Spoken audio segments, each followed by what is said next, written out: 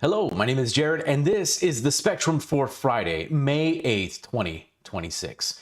The goal here is simple. Let's slow down the news cycle, separate what's confirmed from what is still unclear, and focus on what affects ordinary people like you and I. Today, we're starting with money pressure. Gas prices are not just moving markets, they are changing how lower income households drive. The economy is still growing, but inflation and war uncertainty are keeping interest rate relief unclear. Mortgage rates remain above 6%, which means the spring housing market is still mostly a monthly payment problem. Then we'll move into health and access. The Supreme Court has temporarily paused the national Mifepristone restriction. The CDC says the U.S. measles outbreak has reached more than 1,800 confirmed cases this year. Severe storms are threatening parts of Oklahoma, North Texas, Southeast Kansas, and the Gulf Coast. We'll also take a look at immigration processing for doctors, Russia and Ukraine ceasefire claims, U.S. China trade tensions, AI-linked layoffs, and the federal ruling on humanities grants. And we'll wrap it up with the cyber security attack with the school app. Let's get started.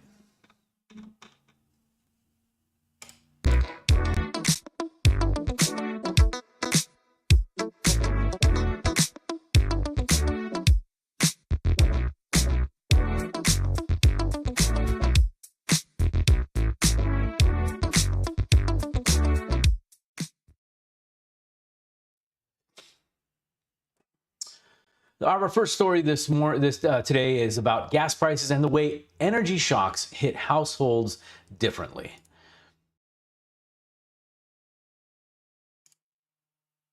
A New York Fed analysis reported by CNBC found that lower income households are cutting their real gasoline use more sharply than higher income households as prices rise. Households earning under $40,000 saw nominal gasoline spending rise 12%, while real consumption fell 7%. Households earning above $125,000 increased gasoline spending by 19%, but reduced real consumption by only 1%. The difference matters. It means higher income households may be able to absorb the price increase and keep most of their routines intact. Lower income households may be changing behavior. That can mean fewer trips, delayed errands, skipped visits, reduced work flexibility, and less room in the budget for everything else. This is also tied to global risk. AP reports that uncertainty around the Iran conflict and the Strait of Hormuz is adding pressure to the economic outlook because so much global oil and liquefied natural gas moves through that route. The actual news here is not just the price of oil. It's how fuel prices move through daily life. They affect commuting, school transportation, delivery fees, food distribution, rideshare drivers, small businesses, and family schedules. So what is confirmed? We know that lower income households are reducing real gasoline consumption more sharply. What is not confirmed is how long the energy shock will last and how much will be passed into food and shipping prices, and whether this is a temporary or a sign of a broader consumer stress. The gap in coverage is that the market. What is not confirmed, is how long the energy shock will last, how much will be passed into food and shipping prices, and whether this is a temporary or a broader sign of consumer stress. The gap in coverage is that market stories often lead with futures, stocks, and global supply routes. But the human question is much simpler. Who has to change their life because gas is more expensive? The concern here is that energy shocks do not land evenly. The same price increase can be an inconvenience for one household and a lost shift and a missed appointment or an unpaid bill for another. Watch the average gas prices. Watch diesel. Watch delivery fees. Watch whether lower income consumer spending weakens in areas that are just not directly tied to fuel. This is a stress test really for inflation. If energy stays high, the federal government has less room to cut rates. And the real question for viewers is this: for whom is high energy risk just a headline? And for whom is this week's budget?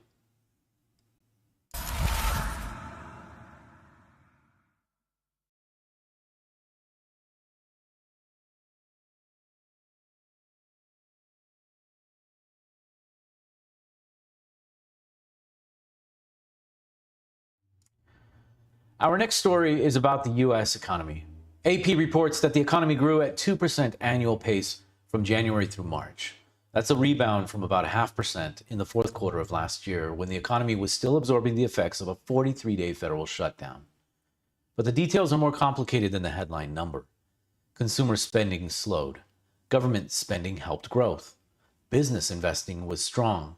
And the Federal Reserve kept its benchmark rate unchanged while pointing to high uncertainty linked to the Iran conflict.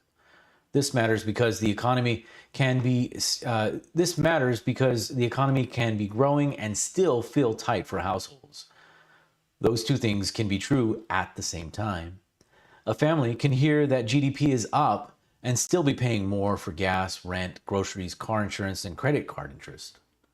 A small business can see consumer demand and still face expensive borrowing costs. A first-time homebuyer can hear that the economy is resilient and still be priced out by rates. So what is confirmed? Well, we know that the first quarter GDP grew at 2% pace. Consumer spending growth has slowed to 1.6%, and business investments rose strongly. What is not confirmed is whether this estimate will be revised, how energy prices will affect inflation, and when the federal government might feel comfortable actually cutting rates. The gap in coverage here is that the GDP often becomes a political scoreboard. One side points to growth, another side points to inflation. But the public interest question is, what's happening underneath the number? The concern here is that official growth numbers can hide actual household stress. People with credit card debt, car loans, variable debt rate, or plans to even buy a home are especially exposed to prolonged high rates. So what do we pay attention to? Watch the next inflation report, the jobs report, the Fed's language on energy prices. If growth holds but inflation is sticky, rates become harder and harder to move. If spending weakens, the economy may still look strong on paper while households pull back. The practical question is not just whether the economy grew, it's whether ordinary people can afford to participate in that growth.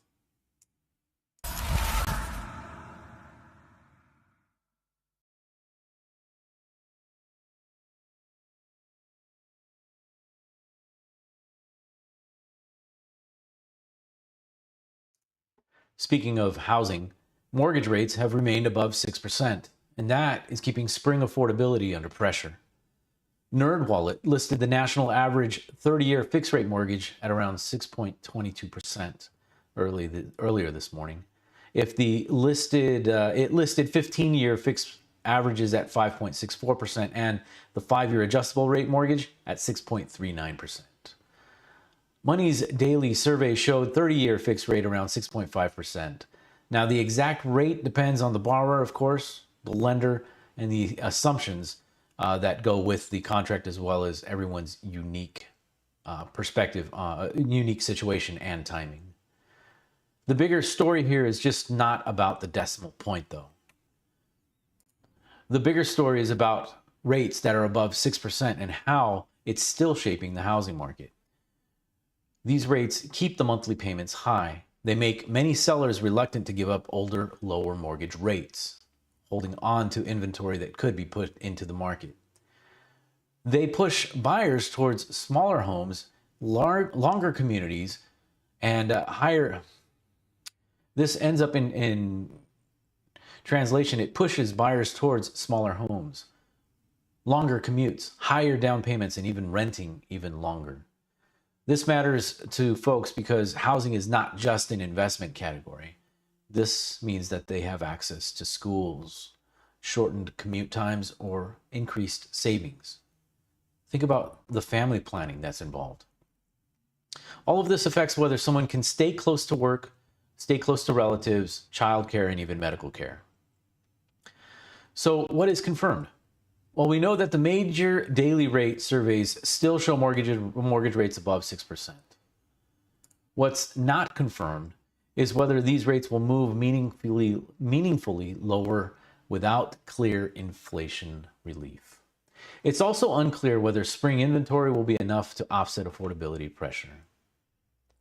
Now, the gap in coverage is communicating that the national housing stories can miss our local realities. And this is a true fact. We're just talking broadly in nationwide. But in a local level, your property taxes, insurance, HOA fees, inventory, wages, and local prices, all these cuts can vary by market, even in a specific community. So speak with a local professional, someone who you trust. Some coverage nationwide frames this as a small rate dip, as a buyer opportunity. But a small rate dip is not the same thing as affordability relief. The concern here is that the housing market is still asking ordinary families to absorb high borrowing costs on top of high prices and daily expenses. First-time buyers are the hardest exposed. Single-income households as well. Families without down payment help are exposed. Keep an eye on the days on market. Seller concessions really help, but it also influences the market. Watch if there's a lot of price cuts. Watch whether rents rise because would-be buyers would actually stay longer. The better question here is not whether rates are slightly better than last week. It's whether the monthly payment actually is back within reach for you and your situation. And this is where the 5 Diamond Group comes in. We have local experts that can specialize in your unique situation. No two families and no two homes are exactly the same. So it's important that you have a personal one-on-one consultation with a professional who can help you with your unique situation. If you need more information, you're welcome to drop a DM or reach out to us directly at 5diamondgroup.vegas.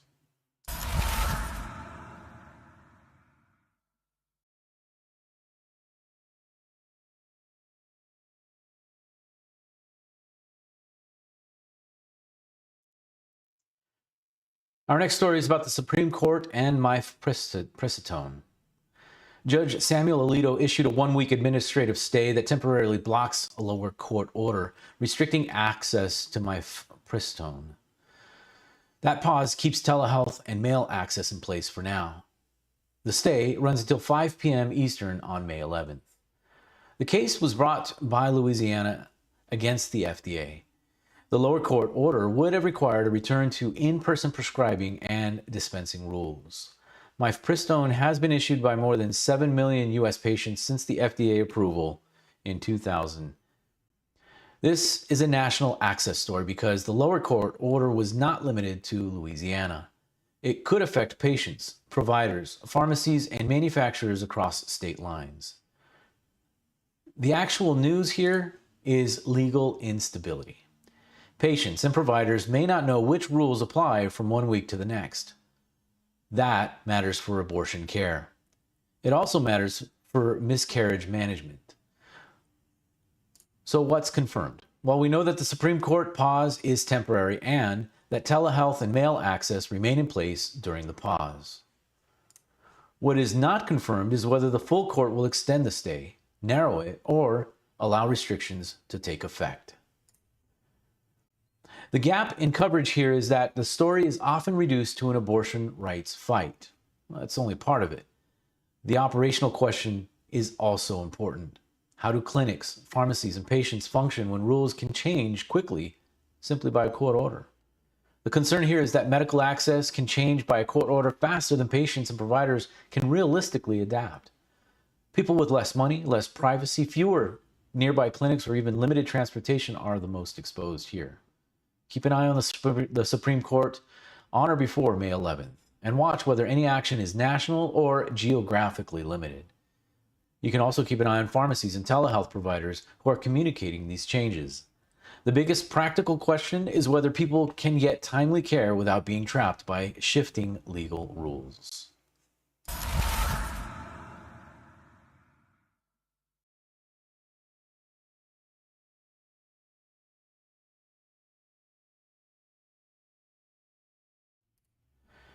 Our fifth story is about measles.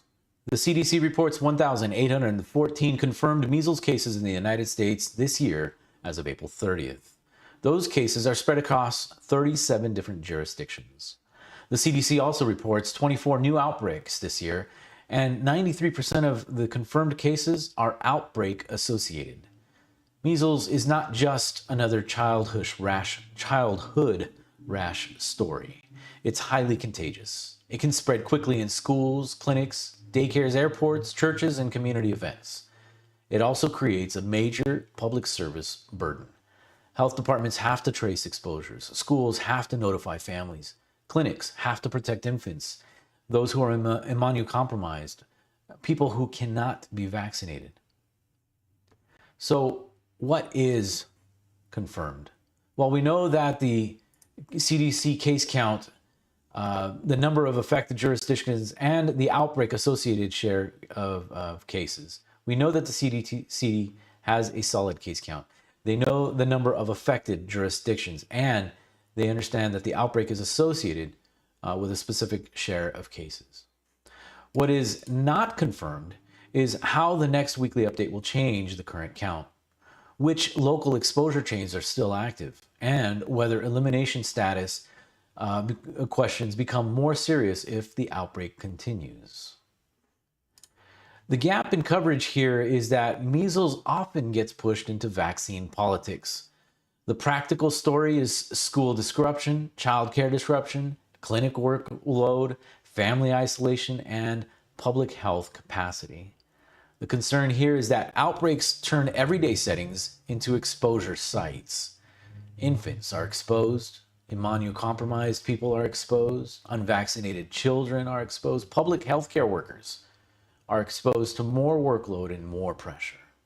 Keep an eye on the CDC.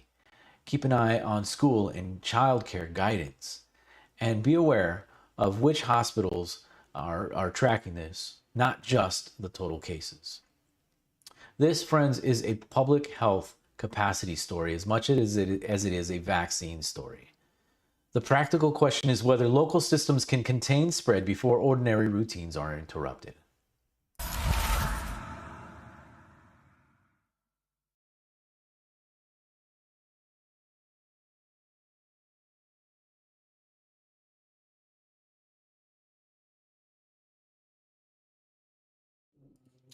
Friday's severe weather outlook places a slight risk from southeast Kansas through much of central and eastern Oklahoma into north Texas. The main hazards include large hail, damaging winds, and a low but non-zero tornado risk. Storms are expected Friday afternoon into Friday night. Additional margin risk areas include the Ozarks, central and south Texas, and parts of the Gulf Coast. This is a public safety and infrastructure story. Severe storm coverages often focus on maps, colors, and probabilities, but the impact here is practical. School pickups, shift workers, outdoor jobs, truck routes, everyone that is involved in any sort of movement outdoors needs to take concern. The key issue is not whether there's a tornado that happens, it's whether people have these transportations available. So be aware, be safe, but know that you've got to stay tuned to your local National Weather Service updates through the afternoon and evening. Keep an eye on any reports for wind or hail and power outages. Be prepared before these storms hit. Stay in the safe zone and pay attention to any warnings that come across the wire.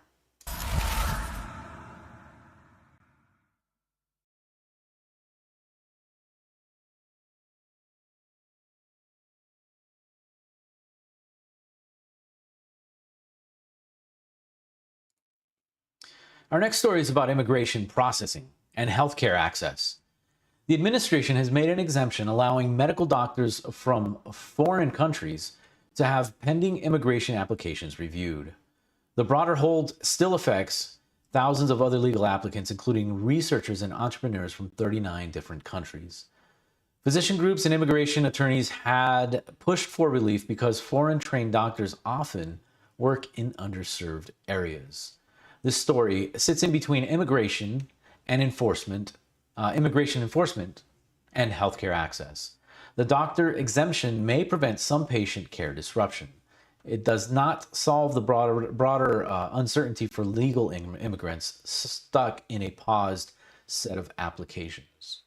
One example here is reporting described by a Libyan pulmonologist and an ICU doctor in southwest Indiana who cares for roughly 1,000 patients and faces visa uncertainty. The same report said a local pulmonology wait can run for up to 5 months. This is why this matters. It's beyond the paperwork. A processing pause can become a staffing shortage. A staffing shortage translates into delayed appointments. Delayed appointments become worse healthcare issues. So what do we know? Well, we know that doctors have received a carve-out off of this stay, but broader applicants still remain effective. What is not confirmed is how many doctors are affected, how many applications will be processed, and how many non-doctor applications remain unable to get work, to drive, or get healthcare insurance or travel. The gap in this coverage is that immigration stories often center border politics, while legal immigration processing delays get less attention.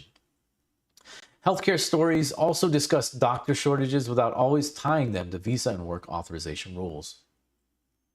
The concern is that paperwork pauses can become healthcare delays for people who have no easy replacement doctor. Rural patients, immigrant physicians, researchers, and legal applicants who are waiting for work authorizations are the most exposed. Keep an eye on the DHS or the UCIS to offer clearer timelines. Watch whether hospitals in underserved areas report staffing disruptions, whether lawsuits accelerate individual case decisions. The practical test here is whether communities keep the doctors and researchers that they rely on.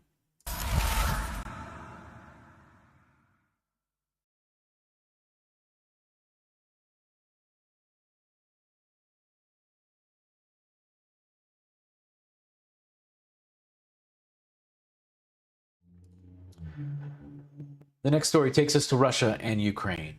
Russia had announced a May 8th to May 9th ceasefire around Victory Day commemorations. Ukraine, on the other hand, announced its own ceasefire window starting earlier and urged Russia to reciprocate. Reuters-linked reporting says that Russian attacks have killed at least 22 people before the proposed ceasefire window. The important context here is that ceasefire language is being used by both sides, but trust remains extremely low. A short ceasefire tied to a symbolic national event is not the same thing as a durable end to fighting. For civilians, the question is not whether leaders announce a pause. The question is whether the pause is actually experienced on the ground. Do the strikes stop? Do drones stop? Do air alerts stop? Do utility workers and emergency crews and families get even a temporary safety net? So what is confirmed?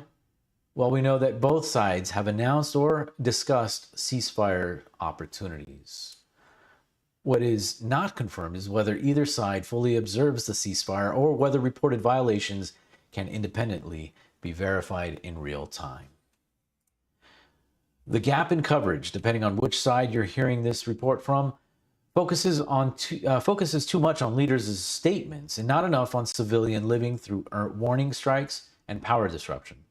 The concern is that a ceasefire that exists mostly as a political signal may not deliver actual safety. People in the frontline cities, utility workers, emergency crews, families sheltering overnight are the most exposed. Watch verified reports of strikes during May 8th and the May 9th window. Pay attention to energy infrastructure, residential areas, or evacuations who are hit. The practical question here is whether civilians get real silence, not just a fake announcement.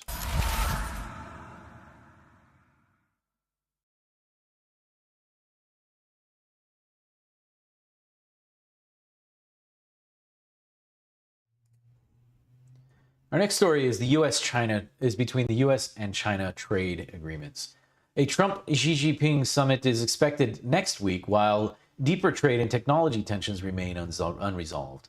The pressure points include semiconductors, export controls, U.S. entity list restrictions, tariffs, rare earth materials, and possible Chinese countermeasures.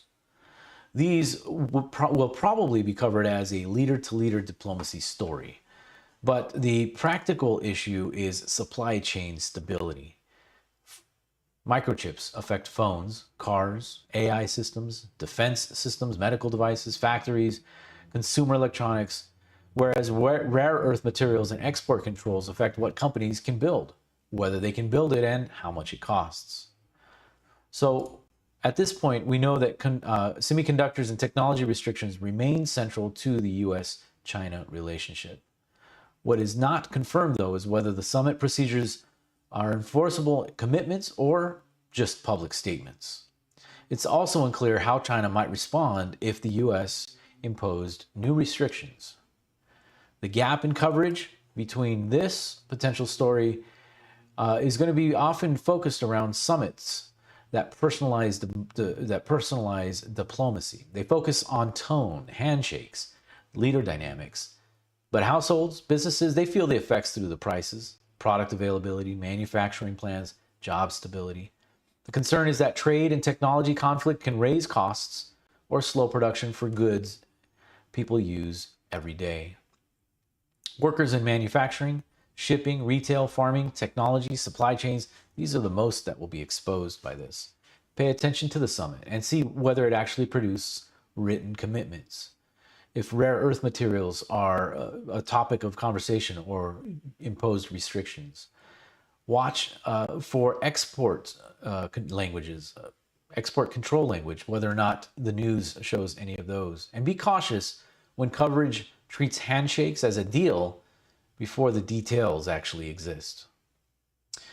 The practical question here is whether this reduces uncertainty or only changes the photo opportunity.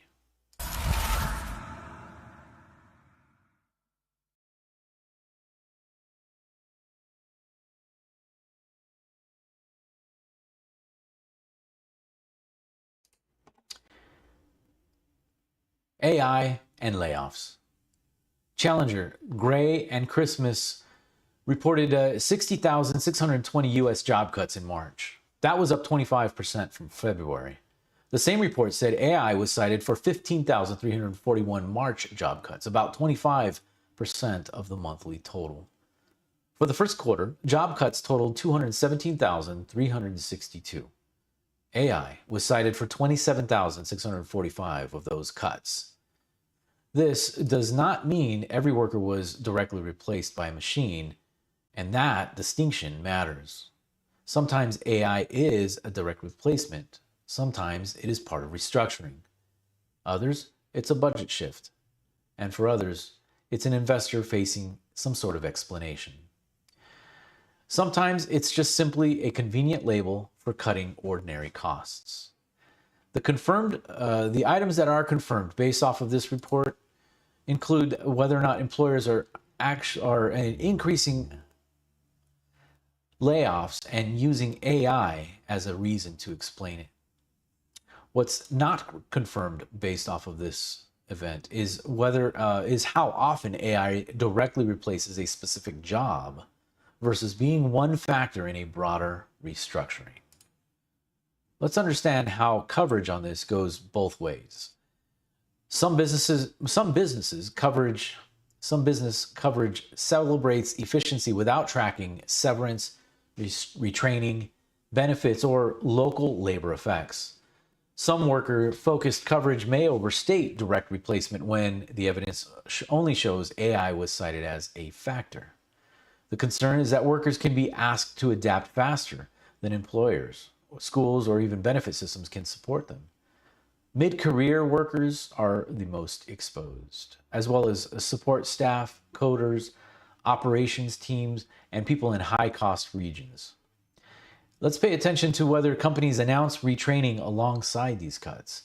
We can also check and see if unemployment claims in tech-heavy regions are affected.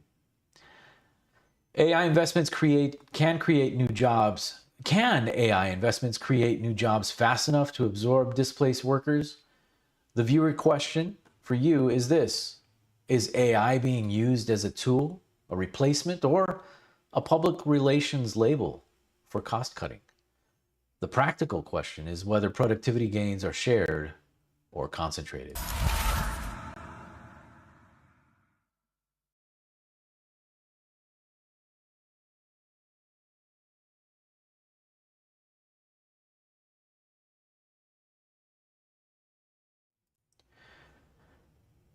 The federal ruling on humanities grants has made some major changes. A federal judge in New York ruled that the Trump administration's cancellation of more than $100 million in humanities grants was unconstitutional.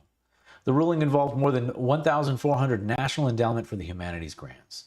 Judge Colleen McMahon found the action unlawful, unconstitutional, and without legal effect. The story can easily be framed as a culture fight. But the core issue is governance. Can an administration cancel congressionally approved grants after the fact? Can funding be terminated based on viewpoint, political criteria, or screening tools? What happens to people and institutions that already planned work around approved funding? What we know at this point is that the court has issued a permanent injunction and has sided with plaintiffs, including the Authors Guild and other organizations. What is unclear, though, is whether the administration will appeal, how quickly funds will be restored, and whether similar cancellations in other agencies will be affected. Different outlets that are covering this show a different gap. Some are making the arguments about humanities and how it can obscure the legal authority question. A viewer might like or dislike a particular grant, but that is separate from whether the government had lawful authority to actually cancel it.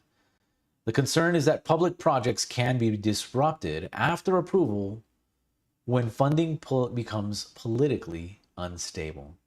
Researchers, writers, local museums, archivists, educators, and grant-funded workers are the most exposed.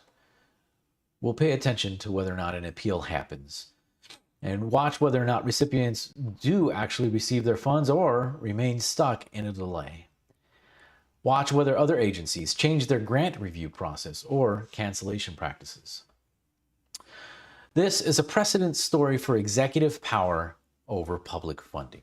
And the practical question is whether public institutions can plan if approved funding can be reversed by political screening.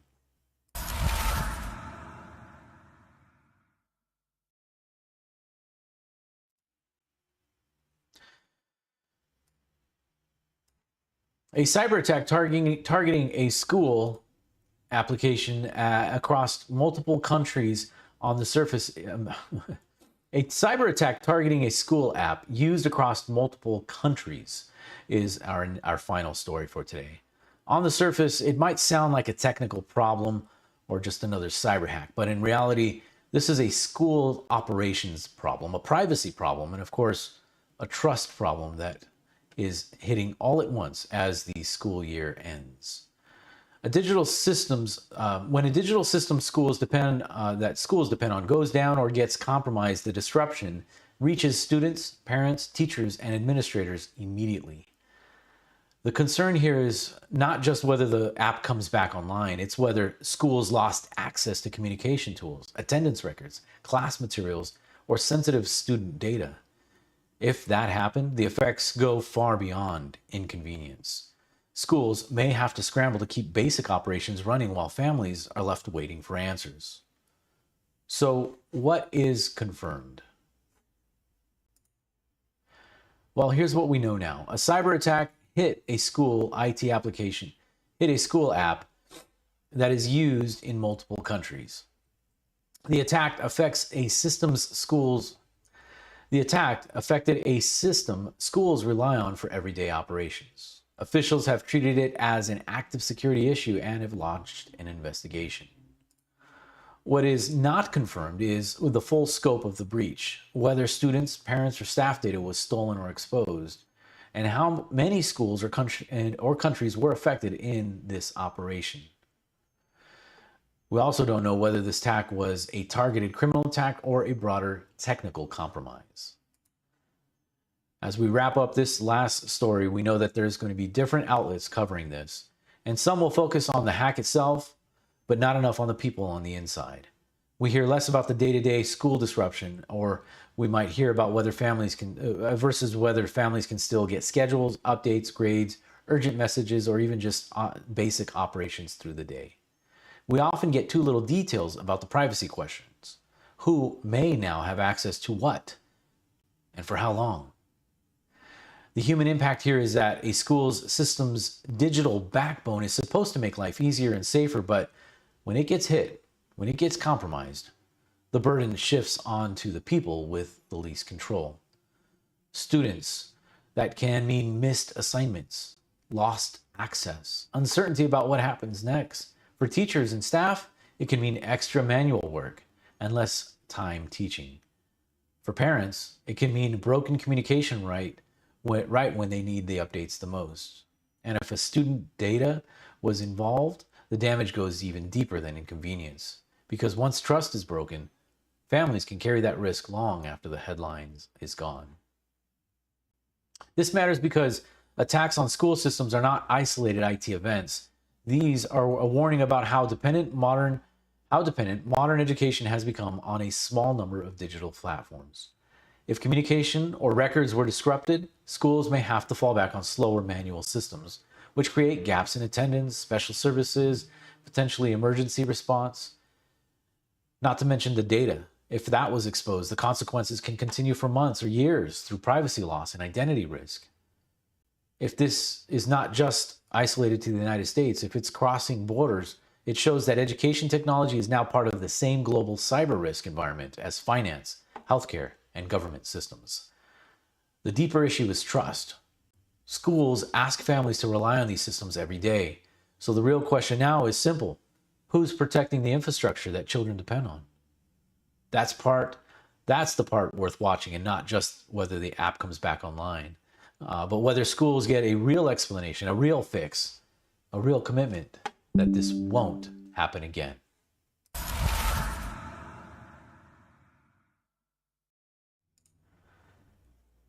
Well, thank you for tuning in. That is today's Spectrum.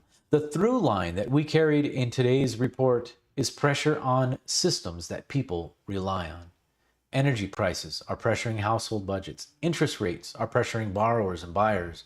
Housing costs are pressuring families trying to move or stay stable.